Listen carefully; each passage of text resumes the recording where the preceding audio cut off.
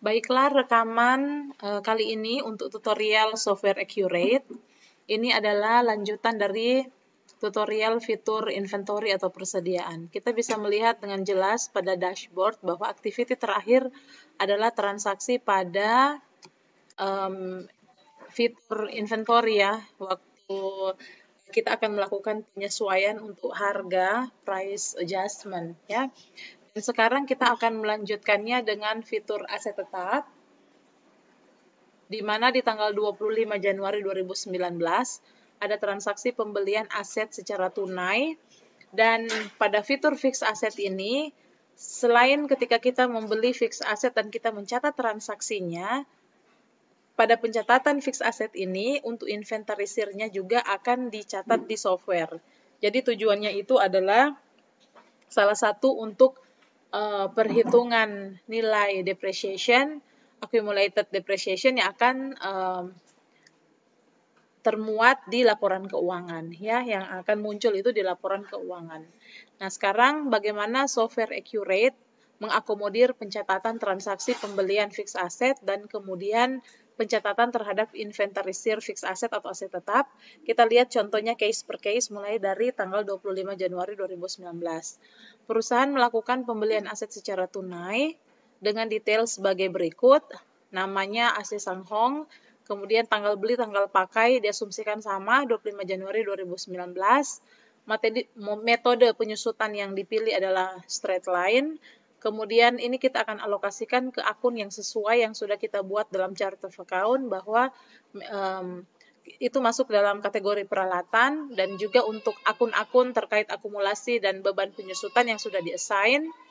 Pembeliannya 1 unit dan estimated useful life atau perkiraan masa manfaatnya itu 5 tahun untuk umur aset, dan kategori asetnya itu adalah peralatan. Nah, untuk pembeliannya sendiri dilakukan melalui transfer Bank Mandiri, dan ini dilakukan full, dibeli secara tunai sejumlah 8.400.000. Nah, sekarang kita akan catat transaksi pembelian aset tetap ya, karena menggunakan uang dari Bank Mandiri, maka kita akan catat transaksi ini di menu cash bank ya. Jadi menu cash bank di sini kalau kita perhatikan di menu cash bank, di sini ada other payment, other deposit. Nah, other payment ini digunakan untuk kalau kita mengeluarkan uang selain transaksi kalau kita mau bayar hutang ke supplier. Jadi kalau kita mau bayar operasional, mau bayar transaksi apa saja, itu masuk di other payment. Nah, kalau kita perhatikan tampilan di menu other payment ini, header-nya ini diharuskan kita mengisi nama akun kas atau bank. Dan ini dalam software ketika kita save, maka header ini tuh sebenarnya adalah di sisi kredit ya, kalau other payment berarti uang atau kas kita berkurang. Dan nanti untuk match account debitnya itu diisi di detail sini ya. Jadi dalam hal ini Mandiri IDR, kemudian tanggal transaksi pembelian adalah 25 Januari 2019. Nah, di sini kalau kita transaksi pembelian aset tetap kan kita debitkan peralatan ya, kalau di dalam hal ini account-nya peralatan, kemudian kreditnya itu Bank Mandiri IDR sejumlah 8.400.000. Tetapi di software yang ada di Accurate ini, dia tidak langsung didebitkan di peralatan, tetapi dia debitkan ke account temporary yang namanya transaksi aktiva tetap ya. Jadi kita masukkan ke transaksi aktiva tetap dan isi nilai dari peralatan AC Changhong ini yaitu sebesar 8.400.000. Oke. Nah, kemudian kalau sudah selesai, kita save ya transaksinya. Dan langkah selanjutnya yang mengikuti pencatatan transaksi pembelian adalah pendaftaran inventarisir untuk aset tetap ini. Jadi kita pergi ke menu fix asset, kemudian kita pilih menu fix assetnya lagi, sub menu fix asset. Nah, namanya kita masukkan AC Changhong, tanggal dan Tanggal beli dan pakai sama 25 Januari 2019. Pakai straight line. Aset akun peralatan. Akumulasi penyusutan peralatan. Kemudian depreciation account, beban penyusutan ya. Beban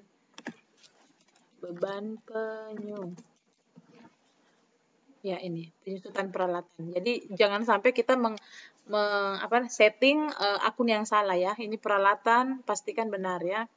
Quantity 1 estimated life-nya dalam tahun adalah 5. Kemudian di additional info aset kategori kita masukkan ke kelompok peralatan. Oke, fiskalnya dicentang yes, dan fiskal aset kategori anggap itu masuk di golongan 1 garis lurus. Ini terkait kategori yang dibuat oleh pemerintah ya. Kemudian yang di bagian other expense, yang di bagian ini expense account, itu masukkan transaksi aktiva tetap. Ya. Sejumlah nilai dari aset tersebut, yaitu 8.400.000. Nah, sekarang ini penting untuk kita alokasikan transaksi aktiva tetap ya. Kan tadi kita catat transaksi itu waktu beli itu kan debitnya transaksi aktiva tetap ya. Kemudian kreditnya itu adalah Bank Mandiri IDR. Tetapi sekarang waktu kita daftarkan ini, kita masukkan expense account-nya transaksi aktiva tetap. Nanti kita perhatikan, kita cek dia punya jurnal ya, apa yang akan terjadi setelah kita save ini. Ketika kita selesai save, transaksi ini has been successfully saved. Kemudian kita coba cek general ledger ke jurnal voucher. Di jurnal voucher itu kita pastikan di sini ya, lihat sini. Coba perhatikan yang amount 8.400.000 ini. Muncul 2 transaksi. Nah, transaksi yang tadi yang di cash payment itu adalah di jurnal voucher yang ini ya. Transaksi tetap Bank Mandiri IDR. Nah, sedangkan yang 8 juta yang satu itu berasal dari ini. Kalau kodenya FAA itu berasal dari tadi kita inventarisir, kita catat, kita daftarkan aset Changhong. Dan pendaftaran itu menghasilkan jurnal di mana dari transaksi aktiva tetap, kemudian kemudian dia buang atau transfer ke peralatan. Jadi dalam hal ini transaksi aktiva tetap itu adalah account temporary saja ya, temporary account sebagai account persinggahan yang hanya menampung nilai transaksi aktiva tetap. Kemudian kita ketika mencatat inventarisir, mendaftar fix aset tersebut, otomatis dari pencatatan itu kemudian dialokasikan ke nilai peralatan. Jadi seperti itu ya cara accurate untuk mencatat pembelian fix aset untuk transaksinya, dan kemudian bagaimana secara teknisnya software itu mengakomodir sehingga nilai yang tadinya ada di account temporary transaksi aktiva tetap kemudian diposting atau ditransfer ke kategori yang benar dari pembelian fixed asset itu. Dalam hal ini adalah peralatan. Oke. Nah, sekarang kita masuk ke transaksi yang berikut tanggal 26. Transaksi tanggal 26 ini adalah transaksi yang sama, membeli fixed asset, kategori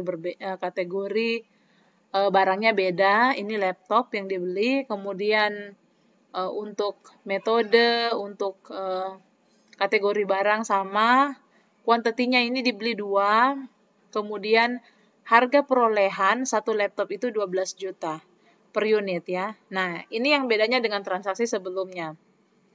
Kalau dalam pembelian laptop ini yang sebanyak 2 unit, perusahaan baru bayar 5 juta dan dibayar melalui Bank Mandiri. Sisanya itu akan dicicil ke bank selama 12 bulan. Oke. Jadi kalau seandainya tadi kita input transaksi itu di cash bank, di cash payment voucher, tetapi sekarang kalau kita mau lihat jurnal aslinya kan berarti kalau kita nilai barang tersebut 12 juta per unit, berarti kalau 2 laptop itu 24 juta. Nah, 24 juta itu kan itu adalah nilai peralatan toh. Jadi debit peralatan, kemudian kreditnya Bank Mandiri, sisanya hutang kan. Nah, di cash payment voucher tidak bisa di input seperti itu. Jadi kalau misalnya saya kasih gambaran, misalnya saya kasih gambaran di Excel seperti ini.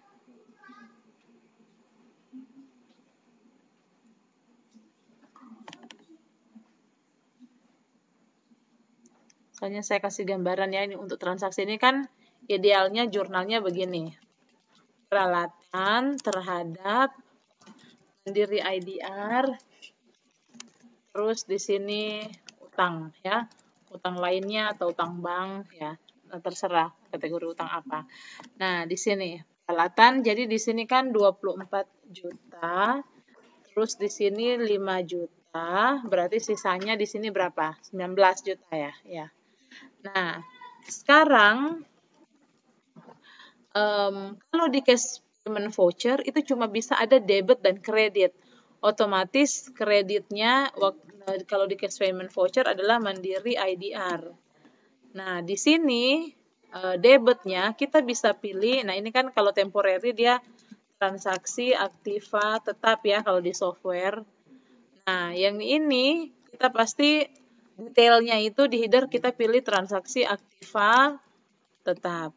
Nah, berarti untuk utang lainnya ini kan di header itu cuma bisa pilih satu. Sedangkan di sini debitnya itu harus ada utang lainnya. Nah, berarti atau hutang bank. Berarti ini tidak cocok di input di cash voucher. Yang cocok input itu di journal voucher. Jadi kalau seandainya ya semua transaksi itu sudah dialokasikan khusus ke masing-masing modul yang kita sebut ini special journal yang dalam software itu dikenal dengan modul-modul ya atau fitur-fitur khusus. Yang tidak cocok pada fitur-fitur khusus ini maka kita jurnal manual di journal voucher. Jadi itu ya alasannya. Nah, sekarang kita catat di general ledger, journal voucher, tanggal transaksi tanggal 26 Januari 2019. Kemudian akunnya yang pertama adalah peralatan. Bukan peralatan ya, transaksi aktiva tetap. Transaksi aktiva tetap. Tanggal harus dimasukkan. Tanggal 26 Januari 2019. Kemudian transaksi ini nih ya.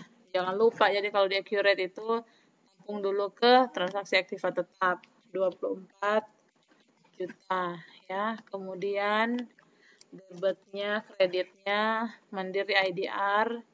Ini kita baru bayar sebanyak 5 juta. Berarti utang apa di sini yang cocok ya? Ini tidak cocok. Sebentar.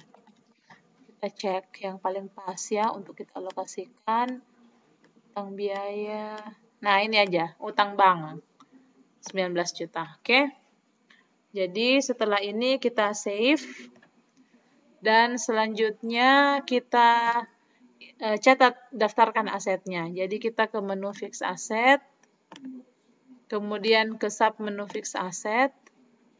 Terus kita beri nama di sini laptop Samsung, purchase date-nya 26, kemudian tanggal pakainya juga 26, straight line, peralatan, akun penyusutan peralatan, beban penyusutan peralatan. Quantity yang dibeli 2, estimated life-nya 5 tahun. Oke, kemudian di additional info kita masukkan kategorinya ke peralatan. Kemudian fiskalnya dan choose golongan 1 garis lurus. Nah, yang ini kita masukkan transaksi aktiva tetap sejumlah nilainya yaitu 24 juta. Ya, 24 juta. Kalau sudah selesai kemudian kita klik save. Ya, kalian bisa cek lagi di jurnal voucher seperti yang saya contohkan tadi ya untuk melihat apakah sudah terjadi transfer nilai yang tadinya dari temporary account ke akun peralatan ya. Oke, sekarang kita masuk ke transaksi case berikut. Nah, ini ceritanya satu unit komputer tidak lagi digunakan, tetapi akan dijual ya, akan dijual. Mungkin sudah tidak relevan lagi atau kompatibel dengan beberapa kebutuhan yang lain. Jadi diputuskan fixed asset yang tadinya digunakan untuk operasional perusahaan ini dijual saja. Dan laku terjual sebesar 4.250.000 dan pembeli mentransfer itu ke Bank Mandiri IDR. Dan selisih nilai jualnya ini akan dialokasikan ke akun rugi laba penghentian aset tetap. Karena akun ini belum terdaftar, maka kita harus daftarkan terlebih dahulu. Ya, seperti biasa kalau kita mau buat chart of account, kita ke General Ledger, ke submenu chart of account, dan kemudian tipenya ini kita pilih other expense. Nomornya disesuaikan dengan keterangan yang ada di soal 7.300. Terus rugi laba penghentian aset tetap ya. Kita save. Sudah terdaftar. Kalau sudah terdaftar maka kita catat transaksi disposal dari fixed asset ini. Jadi disposal itu bisa karena berbagai macam alasan ya. Salah satu adalah karena ada sales ya. Dan ada dari sales ini ada rugi laba penghentian aset tetap atas aset tetap ini. Jadi kalau ada disposal atau disposisi atas fixed asset, kita catatnya di menu fixed asset, kemudian pilih fixed asset disposition. Fixed asset disposition. Asetnya namanya adalah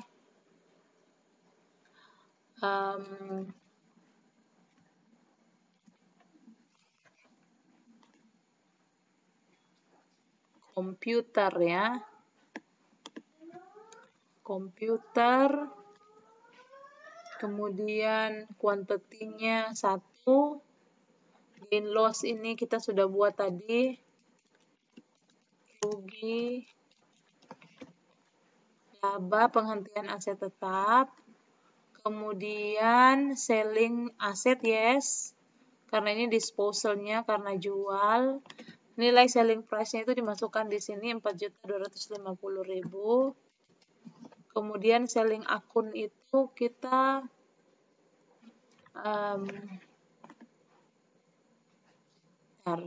masukkan ke ini Bank Mandiri IDR ya. Sesuai soal Mandiri IDR. Oke, bank penerima uang yang ditransfer oleh customer. Nah, kalau sudah dipastikan sudah benar seperti ini, tanggal transaksi jangan lupa 27 Januari 2019. Oke.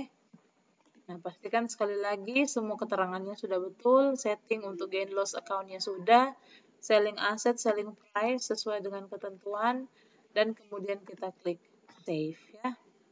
Klik save. Selanjutnya di tanggal 28 Januari. Nah, ini adalah case di mana berhubungan dengan inventory. Ceritanya inventory untuk barang jualan perusahaan, 2 unit kursi kerja itu kita akan ambil dari stok persediaan dan kita akan gunakan itu sebagai kursi kerja karyawan di kantor pusat. Jadi otomatis untuk kategori kursi kerja itu kan peralatan. Jadi itu akan jadi aset tetap dari perusahaan.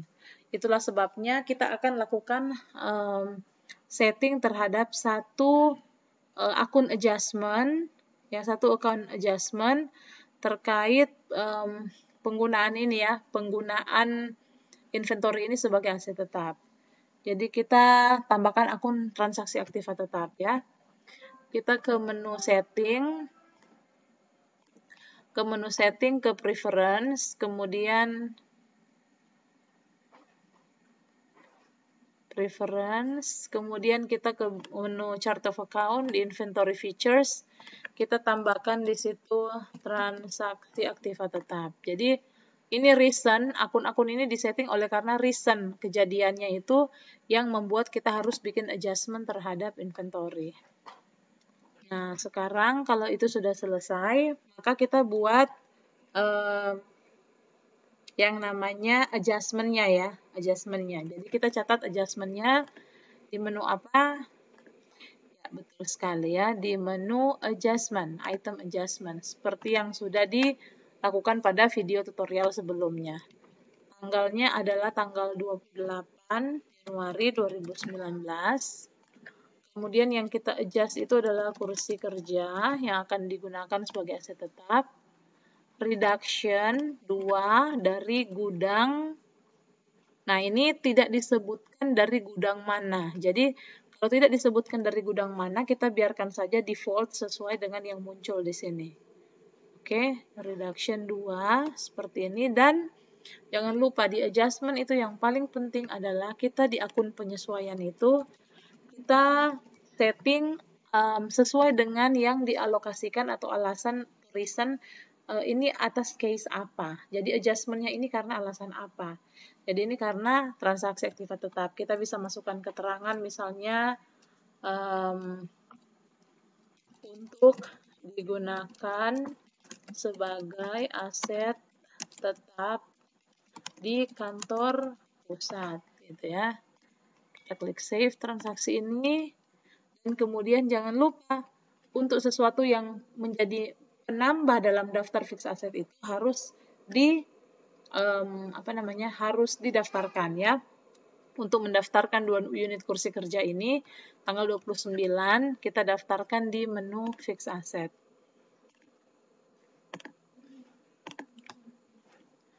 Oke. Nah, di sini namanya adalah kursi kerja. Oh, sorry. Kursi kerja kantor pusat ya. Sesuai di soal dia bilang kursi kerja kantor pusat namanya. Tanggal pendaftaran 29.01.2019. Begitu juga dengan usage date-nya 29.01.2019. Straight line peralatan akun penyusutan akun penyusutan peralatan beban penyusutan peralatan, kemudian ini nilainya 2, estimated life year-nya itu adalah 4 tahun, kemudian additional info peralatan aset inisial tidak perlu, ini fiskalnya dicentang yes, fiskal aset kategori garis lurus seperti ini. Nah, sekarang kita masukkan transaksi aktiva tetap. Nah, nilainya ini adalah sesuai dengan nilai 2 nilai inventory itu apa? Berapa ya? Jadi kalau kita perhatikan nilai inventory-nya ini, coba ya kita buka transaksi yang tadi. Di inventory untuk adjustment-nya itu, oke ya, sebentar kita cek dulu. 2 inventory tadi itu, kan sebelum kita save tidak kelihatan ya nilainya, tetapi waktu kita save itu sudah muncul. Jadi kita mau lihat 2 inventory yang kita adjust itu nilainya berapa. Itu akan jadi nilai dari fixed asset. Jadi kita ke menu inventory, sebentar inventory, kemudian kita cek di item adjustment, transaksi yang barusan dibuat itu, bentar ya, itu nilainya berapa. Jadi ini ya yang digunakan. Nah ini 170.000. Jadi kita bisa memasukkan nilai transaksi aktiva tetap yaitu 170.000. Kemudian klik next ya. Kalau semua sudah dipenuhi, semuanya sudah benar, tanggal transaksinya, kejadiannya, kita klik save ya. Oke. Dengan demikian, sampai di tahap ini kita sudah selesai dengan menggunakan fitur aset tetap yang ada di Accurate. Nah, sekarang kita akan langsung lanjut dengan transaksi yang berhubungan dengan cashback dan adjustment terakhir sebelum tutup buku. Sekarang tanggal 30 Januari 2019, perusahaan mentransfer uang dari Mandiri IDR, Mandiri akun untuk Indonesian rupiah, dan itu ditransfer ke rekening Mandiri Singapura. Ya. Atas transaksi ini, perusahaan dikenakan biaya administrasi 15.000. Dan biaya ini di accountingnya itu kita akan alokasi ke akun beban lain-lain. Informasi nilai kurs waktu itu $1 Singapura adalah 10.050 rupiah. Nah, berarti sekarang kita akan melakukan yang namanya pencatatan transaksi atas bank transfer. Nah, ini 15.000 ini kita akan bebankan ke bank pengirim atau bank source ya. Sekarang kita ke menu bank transfer, kita ke menu cashback, tap menu bank transfer, kemudian kita isi tanggal terlebih dahulu, tanggal transaksi.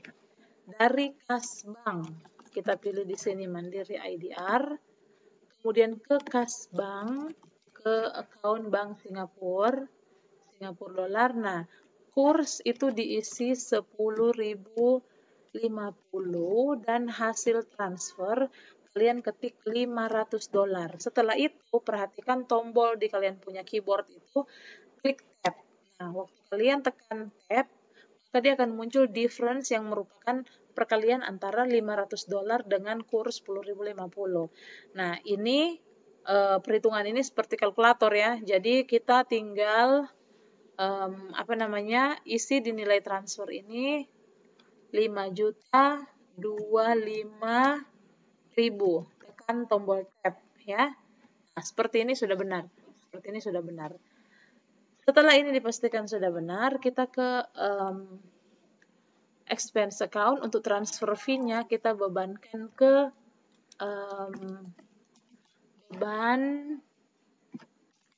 beban lain-lain ya. Beban lain-lain ini senilai 15.000 dan itu dibebankan ke source bank.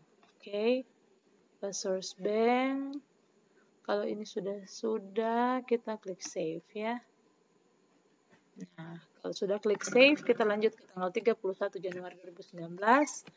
Sekarang ada pencatatan bunga dan dialokasikan ke akun pendapatan lain-lain. Kan perusahaan itu uangnya disimpan di Bank Mandiri IDR.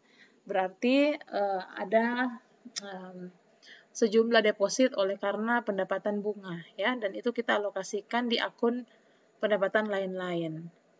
Nah, untuk penerimaan deposit ini kita catatnya di menu Other Deposit, di menu Cashback, Other Deposit. Kemudian kita pilih bank di mana ada pendapatan atas bunga bank, yaitu Mandiri IDR.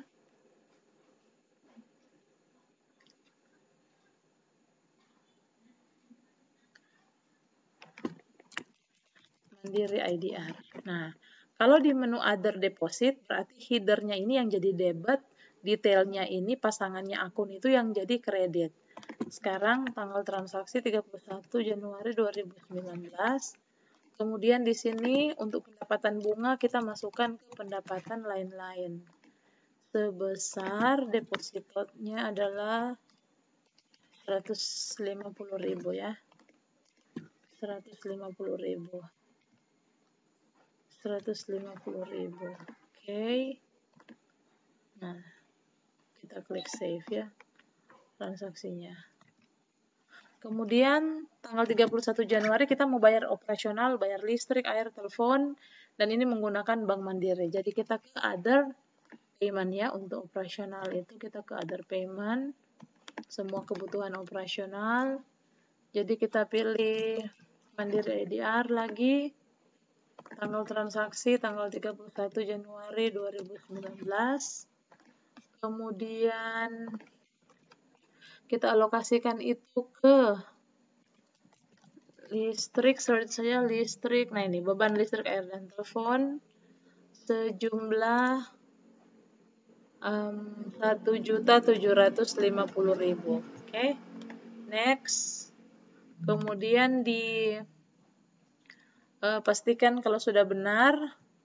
Ya di sini kita bisa kasih catatan, misalnya diterima oleh PLN ya. Ini kita bisa buat begini. Catatannya adalah pembayaran listrik, air, dan telepon. Penerimanya itu bisa kalau listrik itu PLN, kalau air itu misalnya PAM, dan kalau telepon itu anggaplah Telkom. Sudah, kita klik save transaksinya. Kemudian kita ke transaksi berikut, di mana perusahaan mencetak brosur dan ini kita alokasikan ke beban pemasaran karena ini untuk keperluan pemasaran perusahaan. Dan biayanya 1.250.000. Seperti transaksi tadi, kita catatnya di other payment. Kemudian kita pilih Mandiri IDR. Kemudian tanggal transaksinya adalah 31 Januari 2019. Nah, di sini akunnya adalah beban pemasaran,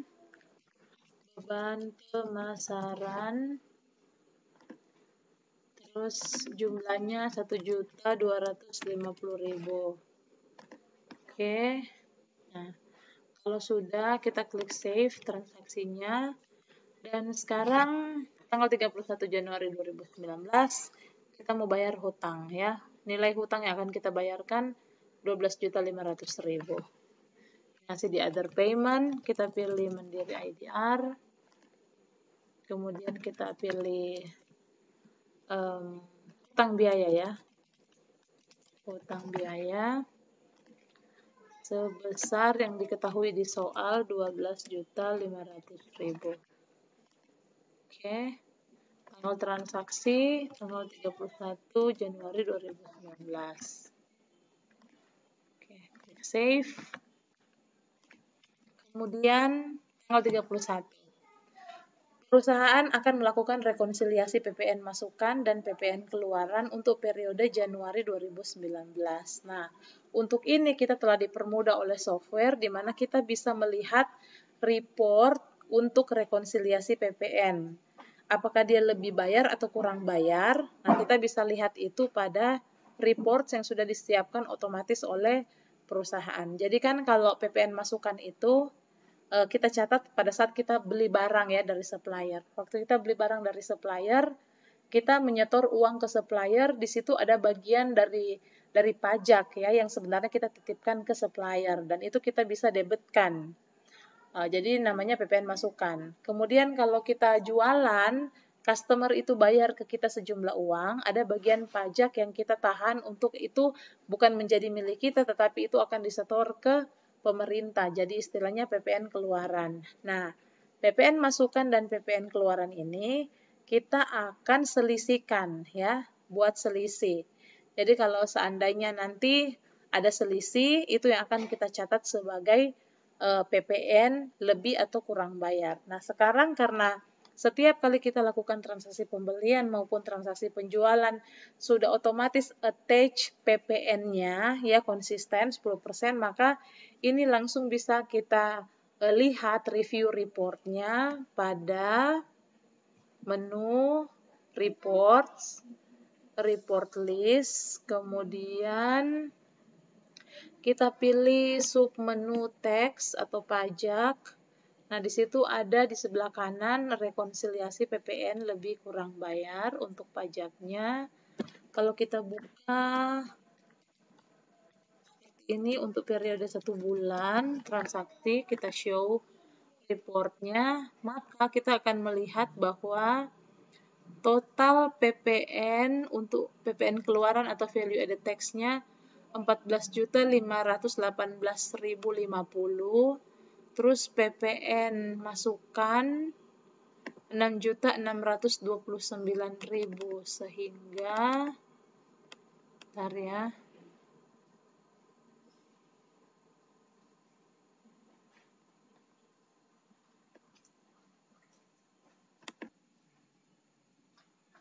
Oke, jadi di sini VAT out-nya VAT out itu kan normalnya di kredit ya, berarti sekarang kita kalau mau kasih selisih untuk dapat lebih atau kurang bayar, berarti VAT out-nya itu kita kasih ke debit, sedangkan VAT in-nya itu kita kasih ke kredit ya. Selisihnya itu nanti lebih bayar atau kurang bayar. Oke, sekarang kita catat di jurnal voucher. General ledger, jurnal voucher.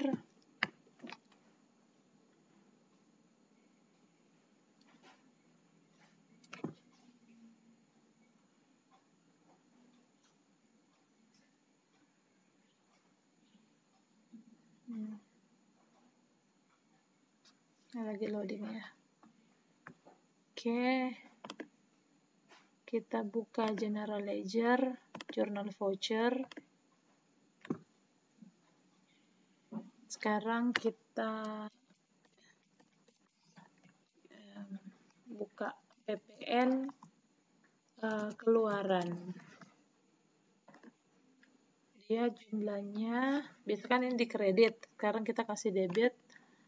PPN keluaran VAT out 14.518. 14.500. Sebentar.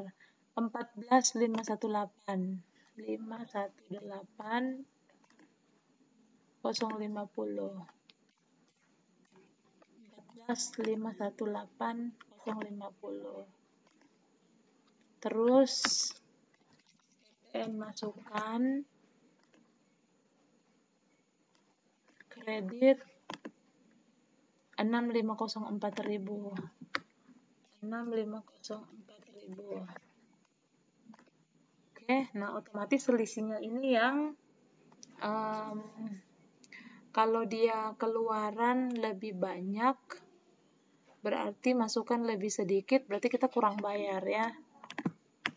Jadi kita PPN kurang bayar ya, liability sisanya segini. Oke, nah kalau ini sudah selesai untuk pencatatan kurang bayarnya. Jadi kalau PPN keluaran tadinya di kredit 14.518, kemudian kita debitkan berarti jadi 0. PPN masukan itu tadinya di debit, kita kreditkan jadi 0. Nah, sekarang muncul hutang ya. PPN kurang bayar ini masuk kategori liability. Jadi kita ada hutang ini untuk disetorkan ke pemerintah. Kita klik save transaksi ini dan kemudian tanggal 31 Januari 2019 ada transaksi adjustment di mana perusahaan sudah membayar asuransi selama 1 tahun penuh yang berakhir pada Desember 2018 ya, dan dimulai untuk 1 tahun di 2019. Nah, seperti biasa kan untuk prepayment seperti ini kita akan buat adjustment, dan untuk transaksi khusus di bulan Januari kita akan buat adjustment untuk bulan Januari. Jadi kita cek dulu nilai asuransi dibayar di muka itu ada berapa banyak. Cara ceknya ya sesuai tebakan saya ya. Ya, betul di chart of account. Di chart of account kita cek nilai asuransi dibayar di muka itu berapa untuk 1 tahun. Nah, ini ada 48 juta. Berarti kalau kita bahagi 12 bulan itu kena berapa ya? 48 juta bahagi 12 bulan. Oh, 1 bulan berarti kita adjust-nya 4 juta ya. Jadi adjustment-nya itu kita catat di general ledger jurnal voucher. Jurnal voucher tanggal 31 Januari 2019. Adjustment-nya asuransi dibayar di muka sejumlah kredit ya 4 juta, dan debitnya itu adalah beban asuransi ya, debit gini. Jadi debit beban asuransi dibayar di muka. Oke. Kalau sudah save, dan yang paling terakhir sekali dalam proses akhir bulan tutup buku adalah kita melakukan proses akhir bulan. Nah, di software Accurate proses akhir bulan itu memiliki fungsi dua ya, yaitu untuk menghitung selisih nilai kurs secara otomatis, dan yang kedua untuk menghitung nilai akumulasi depreciation dan juga depreciation expense ya, ini secara otomatis. Oke. Jadi kita akan lakukan proses akhir bulan, ini dilakukan paling terakhir sekali setelah semua transaksi sudah di-input, semua adjusting entry sudah dimasukkan, dan ini adalah bagian yang terakhir. Cara untuk proses akhir bulan sangat mudah, kita langsung ke menu company, kita pilih menu period end, kemudian kita pilih bulan yang akan ditutup bukunya, tahun yang tepat, Januari 2019, dan pastikan kursnya itu sesuai. Kursnya di sini diketahui 10.050. Jadi ini 10.050, Januari 2019, save. Pada saat kita save, maka software akan otomatis menghitung nilai kurs secara otomatis dan juga menghitung nilai depresiasi dan accumulated depreciation. Oke, kalau sudah, maka kita bisa mereview laporan keuangan ya.